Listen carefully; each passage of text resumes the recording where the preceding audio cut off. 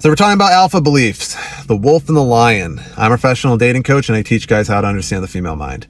Now, the alphas, normal alphas say like, hey, the wolf and the lion are the embodiment of alpha. And a lot of people would think I agree with that, but I fucking don't, not even close.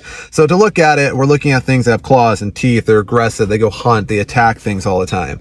They constantly have to fucking show their display. There's usually some type of fucking pride or packing order, which a lot of people, you know, were like, oh, you have multiple girls here. Like it's, you know. So the issue with that is I don't view the wolf or the lion as the embodiment of alpha. I mean, granted, my version, as you saw from the last video of alpha, is very different. It has some connections, don't get me wrong, because it is the first version of alpha. Everything was built off of that and its own weird, wild tangents and stuff like that. But animals like the rhino, I think, is much more the embodiment of an alpha. The reason being is because an alpha is not something that constantly has to go out and fucking hunt and aggress and fucking be intense about everything, constantly fucking, you know, making loud noises.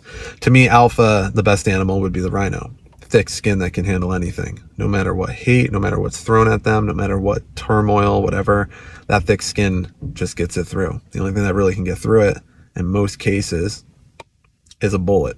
Number 2, it has a giant weapon on its head that it doesn't always use, but it knows how to use it when it's necessary. Number 3, when it sets its ideas on where it wants to go and it takes off, I think they go like 35 miles an hour, which is crazy because it's literally a fucking like living tank. But when they take off, nothing's stopping them, including the lion. There are plenty of videos, if you watch, of lions getting their kicked in by rhinos. My favorite one, to be honest, is where you have one scene and there is a female lion that has, you know, hunted and has already taken something down, and the baby rhino walks by and the lion gets up and bluff fakes it and roars. The rhino, like baby rhino, just like gallops off. Didn't step forward, just got up and went like that. And then the mother rhino, or the father, I don't know, but the horn on this thing is crazy. It doesn't bluff. It just walks forward. And it literally just walks forward until the lioness fucking runs away. Like literally leaves what it just has hunted and leaves. Rhino doesn't bluff fake. Go ahead, lion. Come on.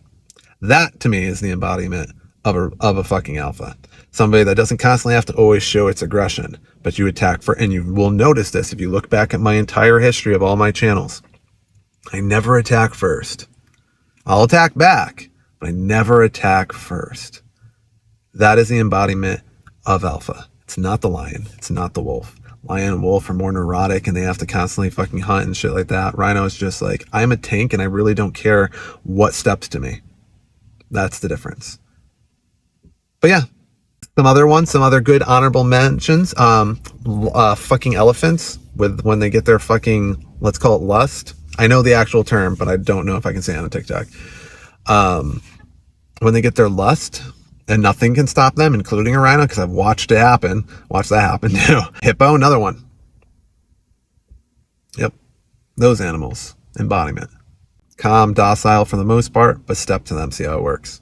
But I do like the rhino more because it takes off at like crazy speeds and it's like, oh man, it's fucking wild. I think hippo would be a close second. And then elephant, even though elephant can fade rhino and hippo in their certain lust.